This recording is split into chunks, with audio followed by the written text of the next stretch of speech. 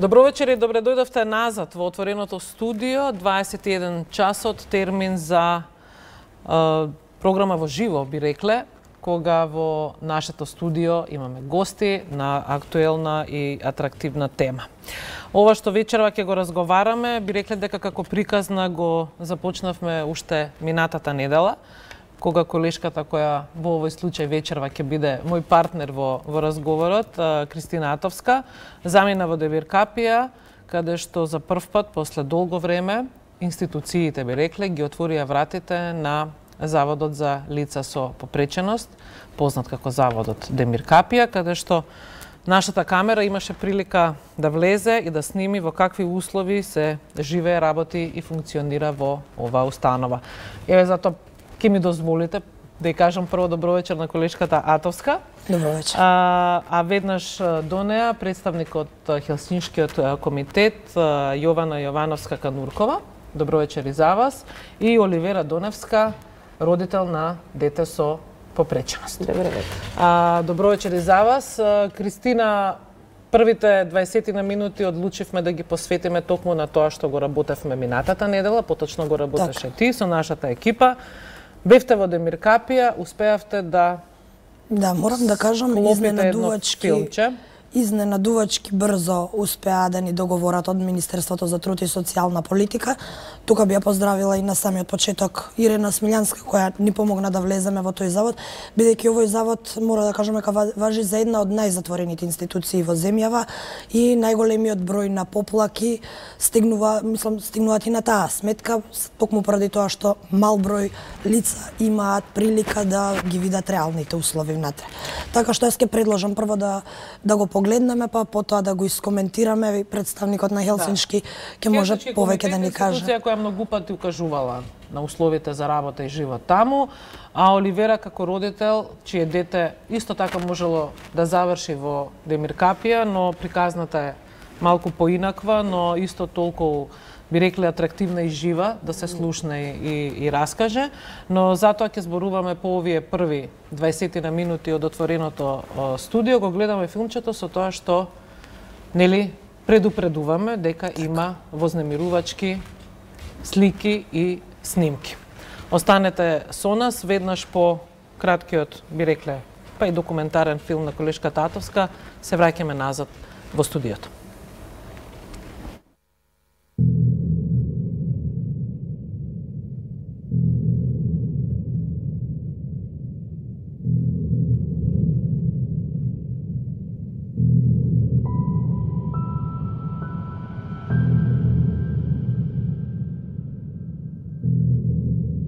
Заводот во Демиркапија е една од најголемите институции за згрижување на лица со попреченост, а воедно и најозлогласена поради низината затвореност. Јавноста досега немаше можност да види дали државата соодветно се грижи за овие лица. Ако сакате во јавноста прашате како државата се грижи на лицата со хендикеп, појдете во Демиркапија ќе видите целата реалност. А кога дојдовме во Демиркапија, видовме како државата се грижи за корисниците на услугите кои ги нуди заводот. Снимките кои следуваат не се направени на сцена за хорор филм. Ова е само мал приказ на условите во кои живеат лицата на кои најмногу им е потребна нега.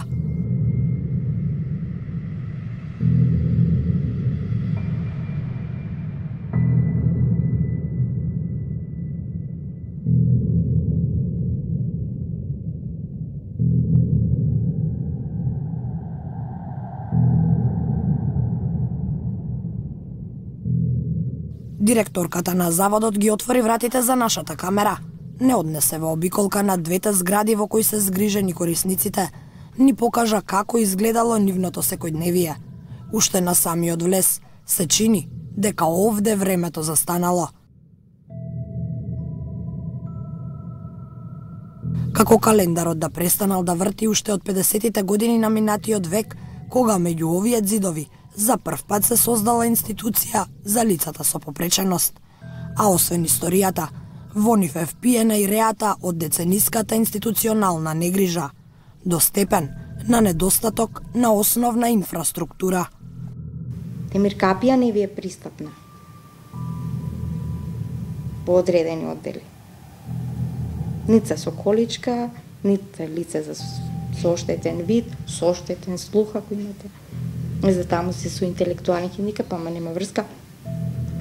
Пристапноста вие оче наш. Новата директорка управува со заводот нешто повеќе од една година, а инцидентите остануваат дел од неговата репутација. Ја прашавме за условите и колкава улога играат во поттикнување немили настани. Па со оглед на тоа дека ова е голема институција, гомазна институција, условите ќе ги видите се такви какви што се. Да се случуваат често, се случуваат најчесто помеѓу самите корисници и покрај тоа што инсистира персоналот на дисциплина, на уредност. За жал и категоризацијата на корисниците и со оглед на тоа со какви корисници работиме секојдневно, мислам дека очекувани се вакви работи, меѓутоа инсистираме на поголемо внимание од страна на вработените за да не доаѓаме до вакви немили ситуации. Нега е речиси невозможно да се испорача безпотребниот број на персонал. Со години заборавен од државата, се чини дека си ја заборавил примарната обврска. Или барем го бие таков глас. Се уверивме во недостатокот на негуватели. Во повеќето простории забележавме корисници оставени без придружба во услови кои налагаат асистенција, дури и за најосновните човекови потреби. Само во една од просториите затекнавме групна активност предводена од стручно лице. Дефектологот ни објасни дека лицата со кои работи имаат потреба од повеќе кадри стручни во различни области. Дефектологот не може да го замени психологот и обратно, вели таа, нагласувајќи ја потребата од мултидисциплинарен тим. Тие допринесуваат многу порано, да речам, порано на некој начин, условно кажано, да се стекнат корисниците со разни вештини, способности и навики. Оградениот двор кој е единственото место на кое можат да излезат на свеж воздух, за време на нашата посета се покажа како небезбеден. Тишината во навиду мирниот зелен простор ја наруши физички инцидент помеѓу две лица. Увидовме дека нема кој да интервенира во вакви случаи. Оставени се сами да се справуваат со секојдневните предизвици.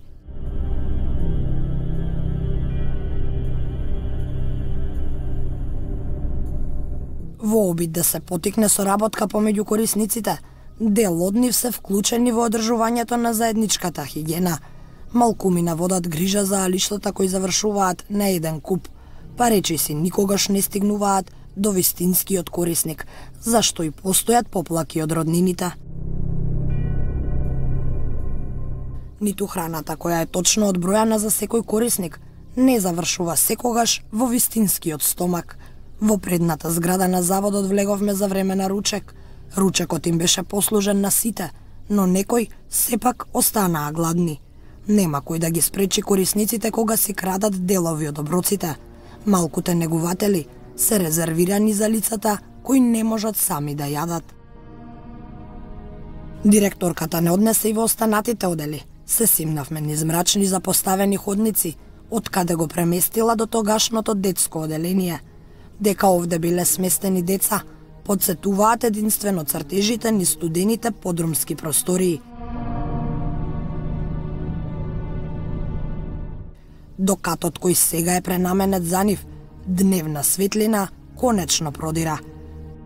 Иако недоволни, во просториите има барем некакви помагала или реквизити, но тие се само привид дека постојат услови.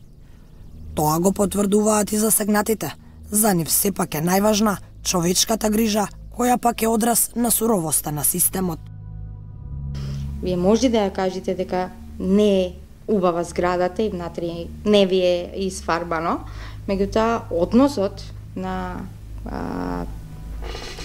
луѓето внатре кои што работат кон лицата со хендикеп, без разлика каков вид на хендикеп имаат, треба да биде коректен. Демир Капија е една од институциите каде што и голем број на извештаи во прогрес извештата кога го читате за Република Македонија се наведено дека не постојат соодветни услови за нега, грижа, воспитна и образовна компонента за граѓаните со хендикеп, каде што во основа ние, како често викам, представува класичен пример за како не треба да се однесувате кон лицата со хендикеп и каде што можете да слушнете низ различни извештаи кои што ги прават и од Народниот правобранител и од Хелсиншки комитет и дел од нашите извештаи и согледување од терен, имате класично системско насилство кое што се врши врз граѓаните со хендикеп. И жално е тоа што за овие насилства и овие состојби и катадневните годишните инциденти кои што се случуваат во таа институција, во основа никој не покренува. Никој не сноси никаква одговорност.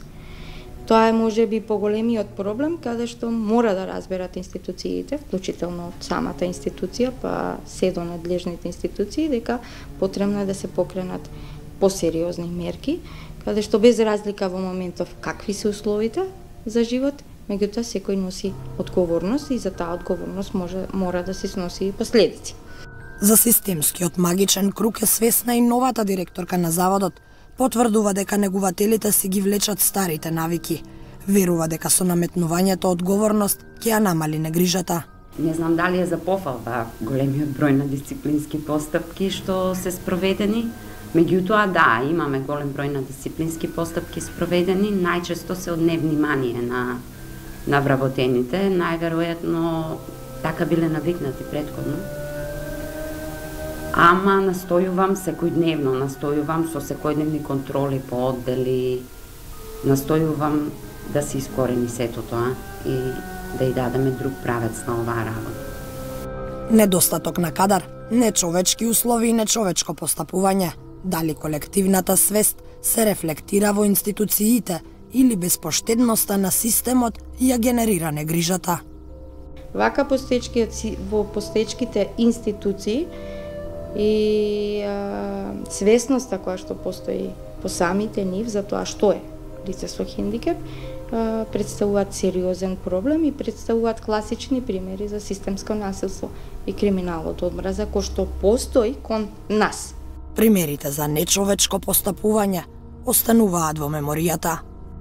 Најчесто изговорите се дека тие се агресивни, не можат, не ги бидува и така натаму, мора да бидат врзани в кревет и така натаму. Видите, врзани. Сте имало и такви случаи во Демиркапија? Да, имало и во Демиркапија, имало и во Бања Банско случаи, каде што лице со оштетен слух беше врзано за радиатор.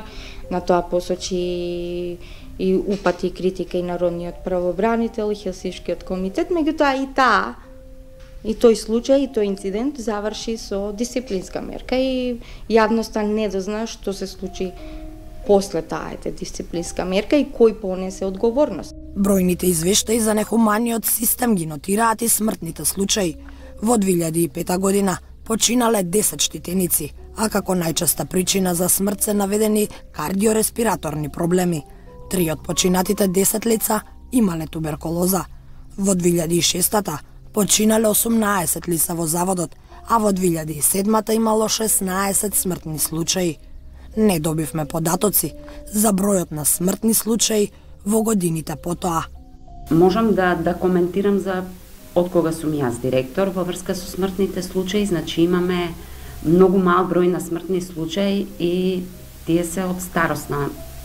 Значи станува збор за веќе возрастни корисници кои што се овде сместени во институцијава од многу одамна. Еве, например, минатата недела имавме смртен случај кај корисничка која што почина во својата 85 годишна старост.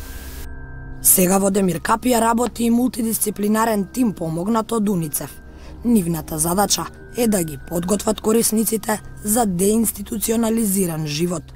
Го прашавме и психологот на што се должат инцидентите и актуелната лоша состојба.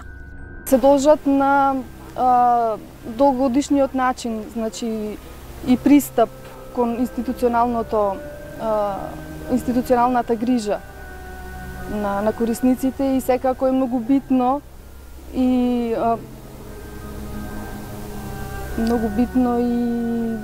и клучно и зошто се подкрепува процесот како таков, нели, кога во една институција живеат толку многу луѓе на едно место, нели, со самото живење и со самата категорија на корисници произлегуваат и несакани действија кои што се производ на разни причинители како такви. Значи не секогаш е односот на персоналот кој што работи тука или во било која институција, нели, со самото живење и самите контакти кои што ги имаат корисниците меѓусебно.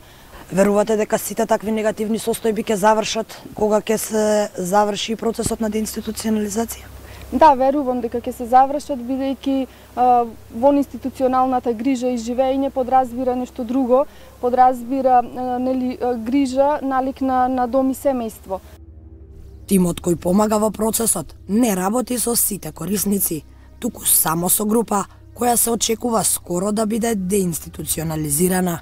Соработка со стручниот кадар и првенствено ние како мултидисциплинарен тим учествувавме во проценка на корисниците, односно на таргет групата која што првично беше одредена за излегување, односно за деинституционализација.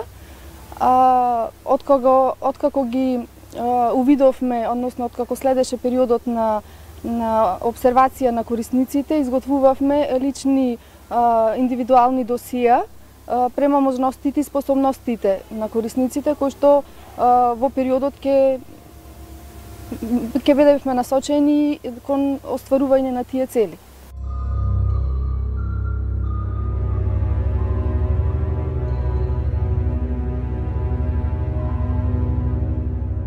Четири дечиња неодамна се спасени од оваа ужасна средина.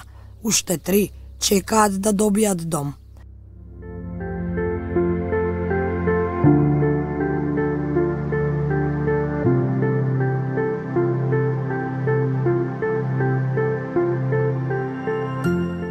Недалеку од Демиркапија, во малиот дом во Неготино, затекнавме сосема поинаква атмосфера. Мирис на омекнувач и чистота, насмеани лица и кадар кој посветува адекватно внимание на секое дете. Ништо не подсетува на ужасот во Демиркапија. Зирнеме во кујната. Може, слободно влезете, ова е кујната, каде се спремат оброците за децата.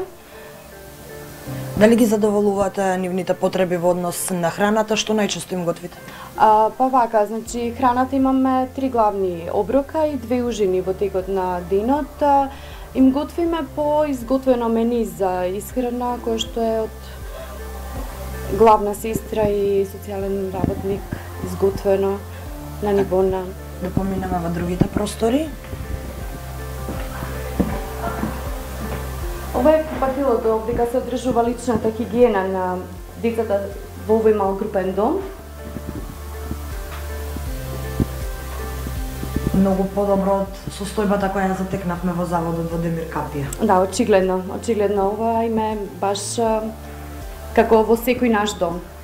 Што се случува овде? Зашто ви служи оваа направа? Оваа направа е дел од направите кои што ги користи физиотерапевтот за физиотерапевски третман. Посебно ова е за вертикализирање на децата кои што имаат потреба за тоа.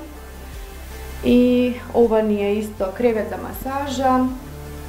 Одека е ВЦ, имаме и некои други справи кои што ги користи физиотерапевтот по препораки на физијатар. Овдека е дневниот престој на децата и сега веќе кога времето нели е лошо надвор, поголем дел од денот го поминуваме овде. На која возраст се дечињата и какви се реакциите од нивните блиски? Дечињата се на возраст од 7 години, значи 7, 9, 10 и едно дете не е 15 годишна возраст. Реакциите на нивните најблиски, што мене најмногу ме задоволува, е дека се повеќе од позитивни.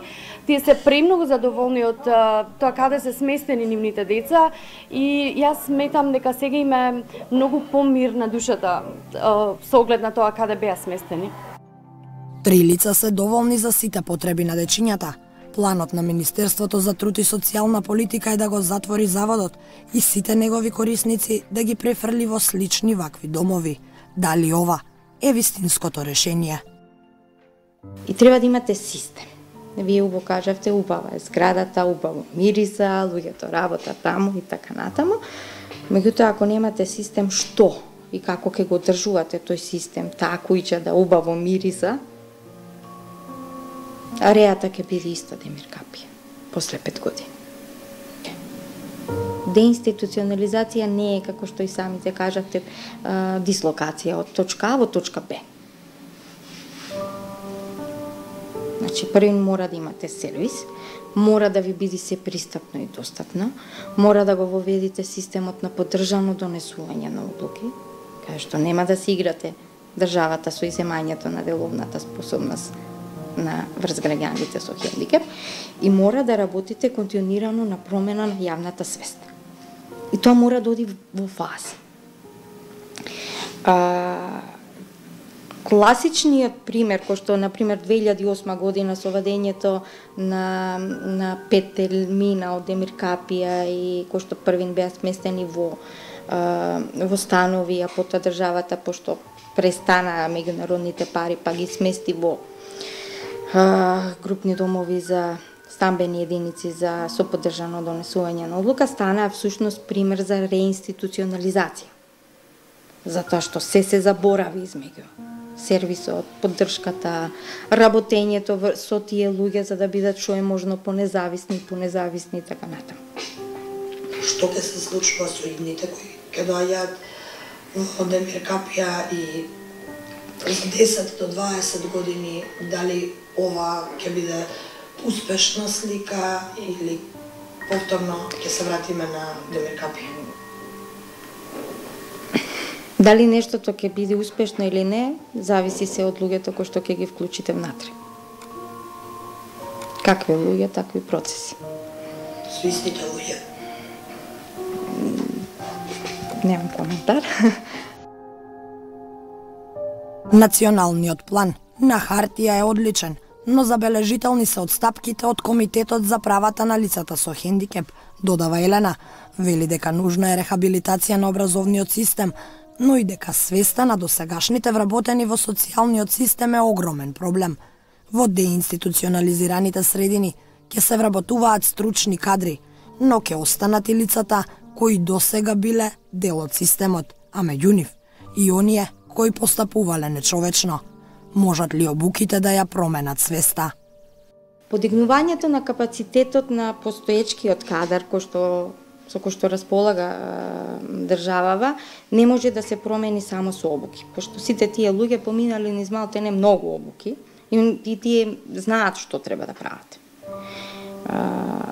Меѓутоа потребно е да се воведе еден, како викаме ние, целосна рехабилитација на образовниот кадар, особено во Институтот за дефектологија и Институтот за социјална политика. Дискриминацијата е наголемо присутна во целото општество, а поразителните состојби никој не се обидел да ги промени во изминативе години. Отпорот кој го имало од страна на општеството при селењето на првите корисници Елена го спореди со оној од Тимјаник, што говори дека ништо не е направено за да се подигне колективната свест. Скептицизмот дека истите луѓе ќе се однесуваат поинаку во друга атмосфера е голем. Засегнатите велат дека вработените во социјалниот систем мора да го поминат и филтерот на човечност и грижа за човековите права, а државата мора адекватно да ги плати овие лица. Треба да се направи, да се почне да се работи поактивно на формирање на нови профили. Тие профили ќе мора да ги платите како држава. Значи не може да ги плаќате со 150 евра, 200 евра. Значи реално тие коштаат. И тоа си е обврска на државата и таа треба да си го плати тоа, затоа нема што да преговараме. Тие мора да бидат платени, за да можат да работат со нас. А во исто време да ги научите, државата ве плаќа, ама шеф, вие тоа лице. За да биде така, мора да го платите. И сега државата издвојува значителна сума за ваквите установи, но во пракса не изгледа така. Пред месец и пол дена, нели, имаше напис дека информација дека 8 колку литри таму масло биле украдени од Меркапија. Од самите вработени. Значи, многу е тешка ситуацијата, пари, велам, секогаш Македонија има. И не држат изговорите на државата која ќе рече ние сме сиромашна држава, не можеме да обезбедиме никакви услови за лицата со хендикеп, дека пари има доволно. Меѓутоа министерот за финансии, кога ќе го прави буџетот, потребно е секоја една буџетска ставка исто така да ја разгледува од аспект на заедницата со хендикеп. И тогаш ќе се знае кој што, кому, каде, како и така натаму. Другиот момент, стално викаат луѓето, нема излез од кругот. Има излез од кругот, меѓутоа како викаме ние во Полио Плюс, не им се допаѓа излезот од кругот на актерите во кругот. Вклучително и на дел од самите лица. Се тука со хендикеп, не ги исклучувам, родителите, државата, дефектолозите или како год, институции. Економски интерес. Прашањето на хендикеп е прашање на политика и економски интерес. Ништо друго. Ако е така, тогаш дали можеме да се надеваме на правилно реформиран систем или е само прашање на време, кога ќе гледаме реприза на состојбите во Демиркапија?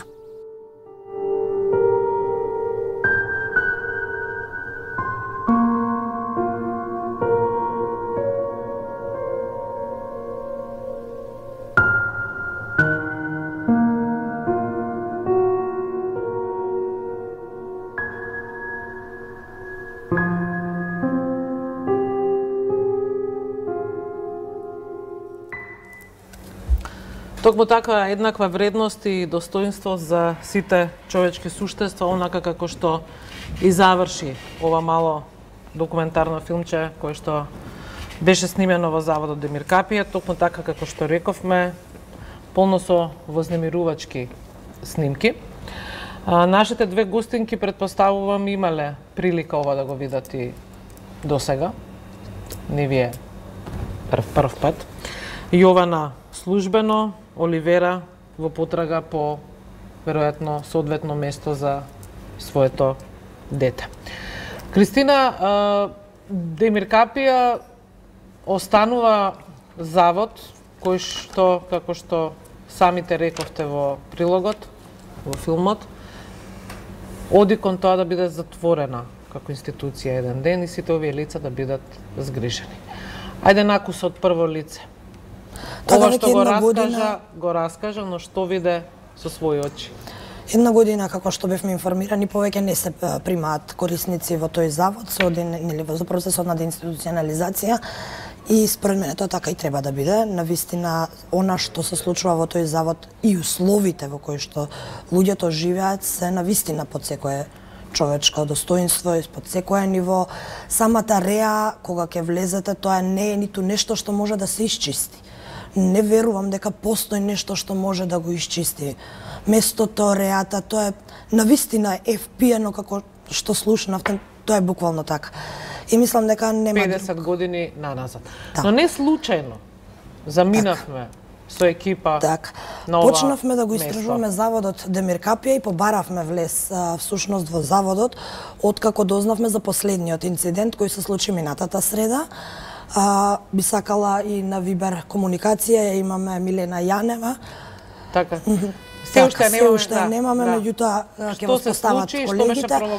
Дознавме дека има повредено лице, се јавивме, нели сконтактиравме со заводот, се работи за неподвижно лице кое исто така не може ниту да кое ниту гледа, меѓутоа добро слуша и е многу музикално како што ни објасни директорката. И веќе втор пат му се случува иста несреќа да падне по скали со истиот изговор следејќи ја музиката. Ден потоа, по објавување на нашиот прилог, се јави сестрата на лицето од Лондон, која е запознаена со овие состојби. Вели дека Стефан, лицето, конкретното лице, веќе 30 години е во заводот, од негова 5 годишна возраст, во моментов има 35, и вели дека ова не е единствен инцидент, имало и претходно, имале и барања за да се подигнат мерките на безбедност, меѓутоа ништо од тоа не се случило. Додека добиеме Милена на линија од Лондон, ќе позборуваме со Јована, која што, како што самата ни кажа, се запознаени како Хелсиншки комитет со ваков, а предпоставам и со други слични случаи. Така. Хелсиншкиот комитет години наназад ја посетува оваа институција. Изготвуваме извештаи за институцијата, почнувајќи од условите, од капацитетите, грижата за корисниците и се останато. Последен пат официјално бевме во 2017 година. Меѓутоа, во текот на оваа година бевме секако вклучени со наш проект во институцијата. Имавме представничка која 6 месеци беше во институцијата и беше запознаена со сите услови, со сите случувања во тие 6 месеци во институцијата. И како што кажавте, овие случаи ни се познати, дел од случаите ги водиме и ние, дел од случаите ги води Народниот правобранител. Овој случај ни е познат, на ист начин, значи, дознавме дека се случил некаков инцидент. Со Стефче, извината со личноста, имаме и некои други постапки кои се водат. Нечесто се случува корисниците да бидат дискриминирани, како и од вработени од институцијата, меѓутоа и од вработени во други институции, најчесто во здравствените домови. Секакви случаи, ако некој конкретно ви интересира. Елена зборуваше за врзувани, за смрт од жет. Дали сте вие запознани со тие случаи? Што е најлошото што вие сте го нотирале? Конкретно случај со врзување го немаме нотирано во Демиркапија, го имаме нотирано во Бања Банско. Случај на врзување на дете, кое не знаеле вработените како на поинаков начин да се справат со однесувањето на тоа дете. За тој случај, значи, се водеше цела постапка тука во Македонија, сега и пред Европскиот суд за човекови права. Имаме случај кога пред 2 години беше нотиран случај на штитеникот Демиркапија кој почина за жал поради голтнување на туцла.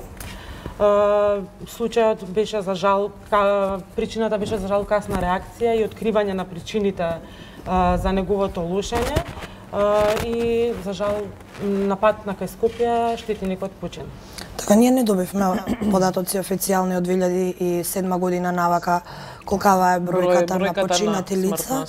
Вие имате некаква евиденција, дали може да ја споделите со јавноста од 2008 па навака колку смртни случаи има во заводот? Така, на секоја посета на Хелсиншкиот комитет во заводот правиме увид во книгата на починати лица. На тој начин ги добиваме податоците. Бројките, значи, се варираат, меѓутоа морам да кажам дека неколку години беа намалени и беше некако малку понадежно дека можеби ситуацијата се менува, меѓутоа имавме повторно зголемување.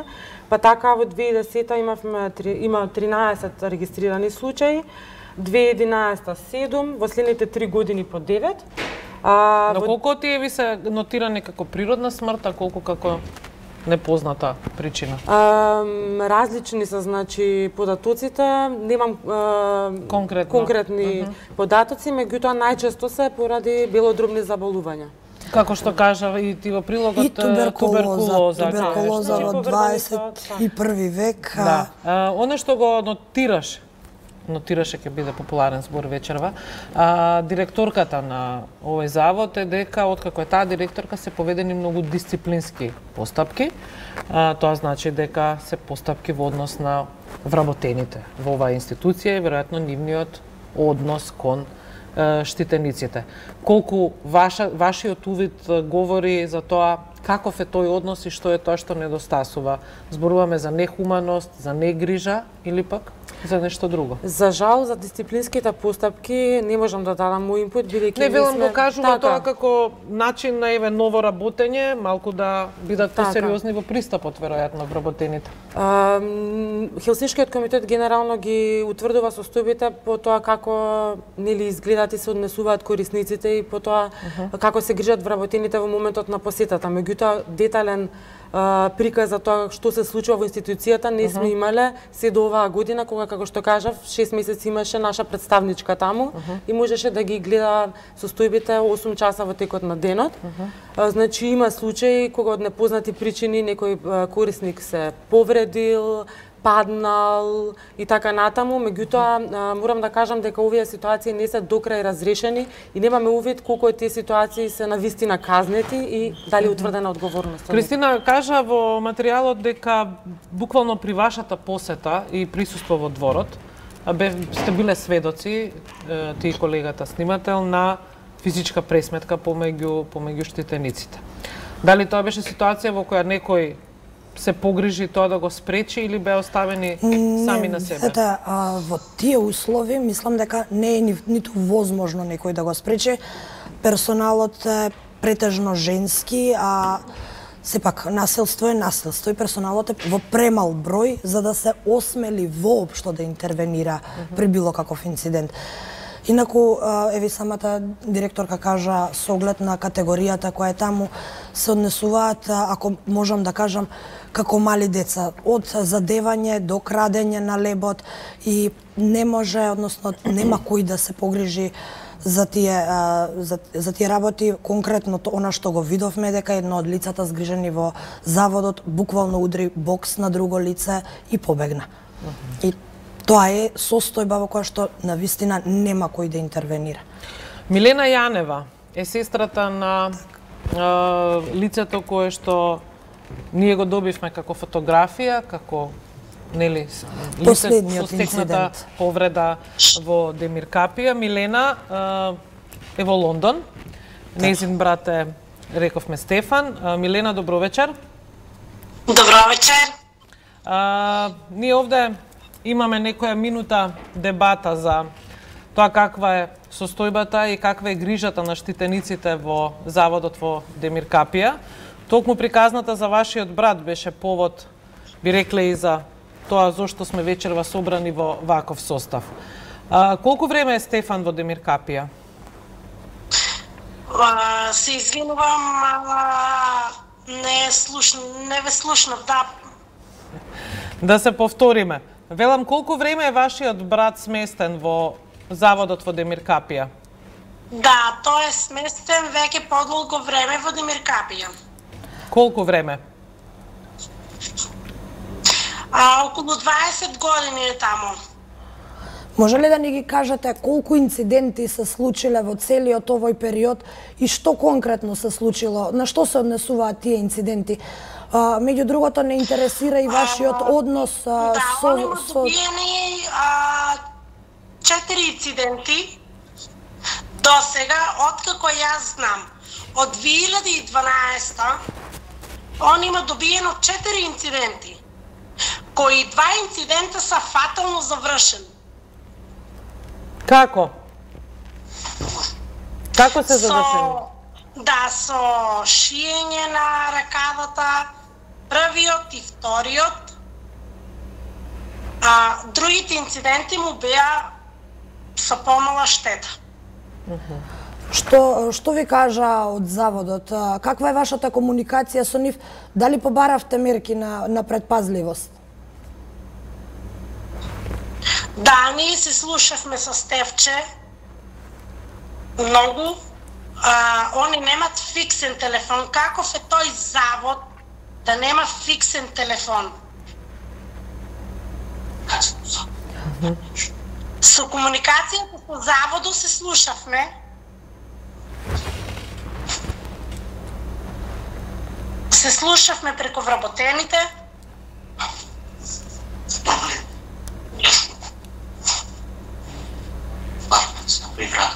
И кога се случи инцидентот, побаревме да се направи врата. Каква врата? За што се работи, Милена, конкретно? Стефче, мојот брат падна по скалите втор пат. По подрумските скали, каде што е подрумот, мојот брат падна. И вие побаравте да се стави врата на тие скали за да не се случува понатаму? Да, Да, првиот пат така падна по тие скали, вториот пат пак исто. Така, Стефан во моментов е во групата, ако не се лажам, која наскоро ќе биде деинституционализирана. Дали знаете кога и каде ќе биде сместен вашиот брат? Не знаеме ништо, они ни витуват, а уште ништо не знаеме. Веќе пола година ни витуват, тамо ќе биде сместен, вамо ќе биде сместен, ние уште ништо не знаеме. Значи во исчекување. Така. Милена, само уште едно прашање за крај. Каков е вашиот однос со вработените? Дали имате вие некои забелешки или поплаки од страна на негувателите? Поточно на сметка на негувателите во заводот? Да, имаме. Какви се вашите забелешки, Милена? Нашите забелешки, после нашето барање од првиот инцидент да се ставе некоја заштита, они не ставија. Директорката на специјалниот завод рече дека Стефче Стефанов со неговото слушање музика падна по скалите. Каде е таа музика? Во подрумот? Како она може да обвинува лице со 100% инвалид, слепо лице, со 100% невидливост? Да го обвини за невнимание. Милена, се надеваме дека во овој процес што се ветува на деинституционализација, вашиот брат Стефан ќе биде сместен на соодветно место или во соодветно семејство. Ви благодарам за ова јавување во Лондон и бидете добро. Во истиот, би рекле, контекст, Оливера Донеска вечерва со нас. Незиниот син Мартин, кој што оваа година полни 30 години. Не, следната ќе наполни 30. Влезене во 30-та, така беше. Речи си 5 месеци, 4 месеци, после, значи 29 години, лице со попреченост, се одлучувате да го сместите во дом. Мал групен дом. Мал групен дом, значи Демир Капија во стартот ја исклучувате како можност. Предпоставувам дека сте правеле и истражување и обиди за тоа да видите што е најдобро за вашето дете. И Демир Капија исклучувате, предпоставувам, веднаш. Да, од стартот веднаш ја исклучивме Демир Капија со сопругот, затоа што немавме отидено таму, ама сме гледале слики, ни покажувале луѓе што веќе биле, ни раскажувале. И воопшто не ни помислувавме за таму. Чекавме нешто да се отвори поблиску овде, затоа што според новите закони треба мали групни домови да се прават во општините каде што има лица со попреченост. Затоа што во општината каде што живееме нема. Јас се обратив до Министерството за труд и социјала, до министерката Царовска за помош, затоа што кога бевме на една трибина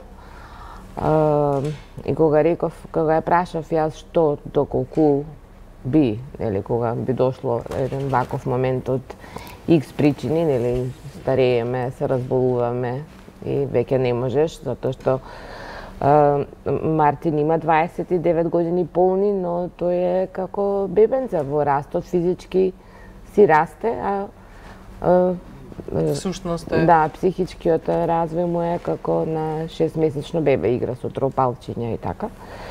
Не знае сам да јаде, не знае сам да пие, ништо не знае сам да направи. И, значи, некои работи ќе те натераат за да го направиш тој чекор, иако е неверојатно многу тешок, затоа што го чуваш како бисер во школка затворен, јас што велам. И министерката ни излезе во пресред, во Волково и во Неготино постои центар, верувам многумина не знаат, постои центар за згрижување на лица со хендикеп и попреченост. Едниот центар е во Неготино како дневен центар се води, а овде во Волково е со постојан престој. Е со постојан престој, да. Домот функционира прекрасно. Значи, јас очекував дека некој од Центарот за социјални служби ќе помине да види, пошто ни рекоа дека го однесовме дека ќе поминат. До ден денес не поминале. Прекрасно функционираат. Значи, Мартин, пред да го однесете во Волково, велите 7 години не излегол од дом. Да, не бевме во можност да го изнесеме. Живееме во зграда на стара, на 7-ми спрат, со лифт. Кога ќе излезеш надвор, се молиш кога ќе се враќаш лифтот да работи. Во влезот немаме скали, нема можност за рампа. Сопругот со дискус хернија, јас со карциноми и не бевме физички јаки за да го изнесеме на раце надвор. Носењето, јас нема никогаш да го заборавам. Одевме заедно, сите, цело семејство и свекрва ми, која што со свекорот го чува години наназад додека ние на работа. И сите бевме со солзи во очи, затоа што Мартин се смееше, се радуваше на кола која ќе помине, на човек, буквално на се. И патот до Волково малце дури го умори, кога стигнавме тамо беше баш онака уморен. Прв пат го славеше тамо роденденот, беше збунет, не знаеше што се случува. На 29 годишна возраст Мартин не знаеше дека му е роден ден и дека сите деца се тамо собрани за него и дека му пеат среќен роден ден, затоа што дома ќе дојдат гости, Вујко, Стрина, Тетко. Тоа е, затворен круг. Оливера, велиме, после 29 години се одлучувате на таков чекор. Кажавте и самата од кои причини. Но она што изненадува е другата страна на приказната, поточно вие сте позната како активистка, жена која што успеала да ги анимира родителите на деца со попреченост.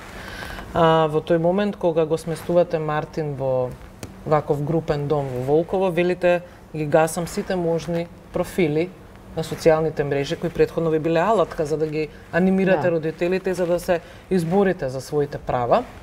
И тоа и тие нешто или тие алатки или вашите социјални мрежи ги гасите од која причина? Па јас од секогаш сум била поборник за мали групни домови. Затоа што имав прилика во Шведска да видам еден таков. Да, сте се увериле со своји очи дека тоа може да функционира. Сум постирала такво нешто и сум иницирала за да се направи такво нешто, да. Затоа што сите старееме, децата растат, не можеш никого да оптеретуваш за понатамошно негово чување, а без разлика каква и да е попреченоста, некој ќе треба да внимава на тоа дете. И јас постојано ставав и видеа колку е Мартин среќен тамо и се, но за жал во пораки во инбокс на Facebook ми стигнува пораки од типот и коментари дури на видеата или идејата што ќе ја имам, што ќе ја предложев, као јас моето дете не би го дала никогаш, јас не знам како можевте вие да го дадете и така ти прават грижа на совест, која што после тоа се одразува нели на сепак си родител, си го чувал 30 години и сега одеднашка се делиш од него, не дека не му е убаво, знаеш дека му е убаво таму. Уште подобро, така? Дали во овие 30 години забележавте барем мало поместување во колективната свест по однос на ова прашање, бидејќи Елена направи споредба и рече дека воопшто ништо не е направено, дека луѓето се однесуваат исто и пред 30 години и сега. Кој е начинот да ја промениме свеста? Значи, како прво мислам дека треба да има многу повеќе вакви емисии. Дека треба да одите да ги посетувате вие новинарите, малите групни домови, еве како што е Волково, да. Да видите како функционираат они, како си помагаат еден со друг, негователите, асистентите, значи треба да бидат одбрани личности. Значи, има ли доволно во Волково и како се однесуваат? Одлично. Значи, они ги сакаат, веќе 10 години работат со едни исти деца и Мартин сега им дојде како плюс затоа што до сега немале они дете со кои што не може да оди, не може да збори и ред такви работи кои што треба да се рани и да се пресоблекува, да се бања и сето тоа. Одев јас со секаро ми заедно да ги да ги навикнете на неговите навики. И него да го навикнеме на нивните, затоа што не може сега они цело време да тираат, нели треба да се усложни сето тоа, да се воедно да се склопи во целина. Жените кои што работат тамо се прекрасни. Морам да кажам со љубов. Значи, без разлика што и да ми се случува, они се тука, значи имаат очи и на грбот, јас што велам. Внимателно. Дали можете да го посетите во било кое време или сепак имате? Ова е само добра приказна дека деинституционализацијата може да функционира и тоа како? Центарот е сместен како прво во населено место. Комшиите доаѓаат, соседите кога се прават тајвар, сега да ја правеа зимници, доаѓаат сите, помагаат, работат заедно сето тоа. Кога го шетаме ние, јас можам да одам секој ден, сред ноќ, во било кое време, немам никаква забрана. Дали е таква состојбата и во Демиркапија, дали во секој време може да се посети блиско лице? Па во Демиркапија не е така, значи не може во секој време да се посети. Има значи процедура во институцијата, меѓутоа морам да потенцирам дека во последнава година-две малку е и за другите поотворена институцијата и ве како што и самите просведочивте, прв пат влеговте и вие да направите прилог, меѓутоа си има нормално секоја институција постапка на кој начин може да се. Бидејќи зборуваме за деинституционализацијата, најважното што сакам да ве прашам на крај, истото го спомена и Елена, дали мислите дека ова одржливо на долг рок? Колку долго ќе може Министерството да го издржи овој трошок, да го плаќа тоа, со оглед на големиот број корисници, тамо има 220 луѓе сместено, ако ги поделиме по 4, тоа се многу групни домови. Какви се вашите прогнози? Може прво јас? Да, сега како мајка, како родител. Јас не мислам дека ниту Тимјаник, ниту Неготино ќе обстојат. Како прво, ако нема контрола граѓански сектор, тоест родител или било кој, некој да ја направи контролата на вработените што се тамо, што прават и како прават со децата, значи буквално некој да се реши од сабајле до вечер за да види шо и како се прави. Не е само за да го нараниш и за да го пресоблечеш и толку си завршил работа. Значи има работа. И не верувам, ако тоа остане само под државата, не верувам дека ќе обстојат. Многу е поубаво да има малце поголеми центри, да ги кажам сега така ги ословуваат во Шведска, каде што се категоризација од мешан карактер, ама не многу. Значи 10 на 15 деца. Да, 10-15 деца и едно со друго прво ќе си помагаат, ги учат, јас мислам го гледав тоа како си и кај Мартин го гледам. Како му помагаат на Мартин. Значи некој може да го подкрене, некој му ги дава играчките, некој ќе му го држи шишето и асистентите и дефектолозите и терапевтите ќе си ја вршат работата. Значи денеска имам 10 деца на кои што треба да работат. Таква солидарност не видовме во Демиркапија. Не, ова што го кажа Оливера се соодветствува со тоа што го кажа Елена Кочовска од Полио Плюс, дека рејата од Демиркапија за некои 4-5 години ќе се почувствува и во новиот дом во Неготино. Значи од ова место велиме не сакаме тоа да се случи. Не сакаме. Или ако остане само државата да биде таа која што ќе се се додека не се смени чипот на вработените, не знам како да кажам, значи односот, да, секој кој што е вработен тамо треба прво да се стави себе. Чекај, можеби утре мене јас ќе имам внуче, нели, затоа што на глобално ниво лицата со посебни потреби бројот се зголемува. Да не се лажеме, значи не само кај нас во држава, на глобално ниво. И сега ако тие не се луѓе кои што ќе ги сакаат како своји деца, ама буквално како своји, џабе и 1000 евра плата да им даваат, џабе ќе биде. Само уште ставот на прогнозата на Хелсиншки за деинституционализацијата. Верувам и сакам да верувам дека ќе успеат малите групни домови, бидејќи сметам дека ова е најдобриот начин да се деинституционализираат. Има ли пари државата на долг рок? Само морам да напоменам дека мора да се изградат механизми, како што кажа, да се работи многу со вработените, за да се променат некои навики и практики. Значи мора да постојат механизми и на контрола, и на надзор и така натаму. Меѓутоа верувам дека ако се направи еден добар модел и ако се спроведува како што треба, дека ќе се успее за 6 години како што е прогнозирано цела Демиркапија да биде деинституционализирана. Останува голема задача пред Министерството за труд и социјална работа. Се надевам и голем предизвик. Да. Ви благодариме што вечерва бевте со нас, што споделивте вашите ставови и сознанија за тоа што е Заводот Демиркапија, кој што овој пат ги отвори вратите за нашата екипа. Кристина, ти благодарам за овој удел во отвореното студио со твојата сторија. Се надевам дека на гледачите после ова некои работи им станај појасни. Јас се надевам дека за 5 години нема да имаме веќе вакви лоши репортажи. Потреба од вакви репортажи. Ви благодарам уште еднаш. Јас овде го затварам денешното издание на отвореното студио. Со мене како домаќин на денот се гледате следниот четврток. До тогаш довидување и секое добро.